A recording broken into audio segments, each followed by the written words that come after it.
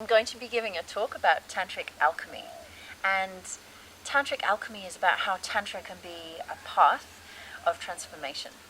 Tantra and Taoism are paths that embrace life fully, and that means embracing means saying yes to all of it, even the pain and the bits that we don't like.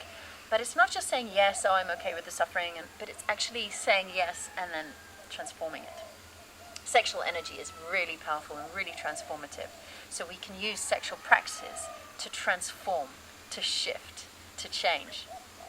In the talk on Tantric alchemy, I'm going to be focusing on the essence of what alchemy means and looking at how our sexual energy channels, the channels in our body, can actually work with energy to transform it. We can look at transforming more basic energy, the raw energy, the raw sexual energy, all the way into the heart, into the loving energy, and into the crown, into the third eye, into the refined spiritual energy. This is a potent form of alchemy. This is called sublimation. Sexual energy, when it's more dense, is more earthy. It's more about our wild sexual passion. And as it moves up through the chakras, through the energy centers, it shifts, it transforms. So this is our own inner alchemy. It moves more from raw, sexual, just wanting to have sex, into pleasure and sensuality, into power, into raw energy, the energy of will, of fire, into loving energy, the energy that yearns to connect, into spontaneity, into this incredible creativity that takes us beyond time, beyond space. The energy just starts pouring through us. It becomes transcendental. It's no longer about the personal self. It's about the divine pouring through us. An incredible vibration of energy to be at. And as it uplifts even more, our whole perception of reality shifts. We actually see the true nature of everything. And the true nature is love. The true nature is unbelievably beautiful. It is blissful. We see beyond the veils of illusion, beyond the illusion of suffering. We see the essence and the source of all. We see everybody as God, as the divine. And as it enters the third eye, it's just a complete dissolving into the absolute.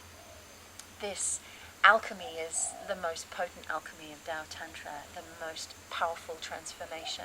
And ultimately, we also see that it's not about better or worse or higher and lower, but this is the same energy. And our sex is sacred, and our spirituality is sexy. It's all deeply interconnected. It's deeply connected as one.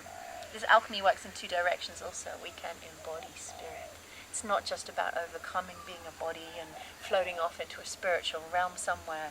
It's also about bringing spirit down into form, letting the blessings of the divine wash down through us, so that all that we do here in the material plane is infused with the divine.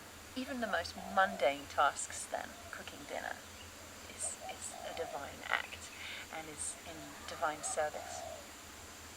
In this talk, we're also going to look at the elements and the alchemy of the elements. So this root chakra is connected to the element of earth. It's earthy and raw and connected to the mud, to the ground, to our feet, to our rhythm, to our bodies, to the physical.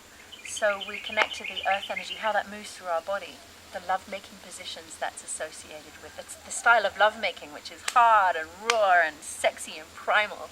So we embrace that energy. We embrace that energy because it's the root of all energy. If we just try to skip to being spiritual and don't go all the way through the root, then there isn't so much energy available. The energy that comes from the earth, the energy that's in nature. From the earth element, the second chakra is more associated with water.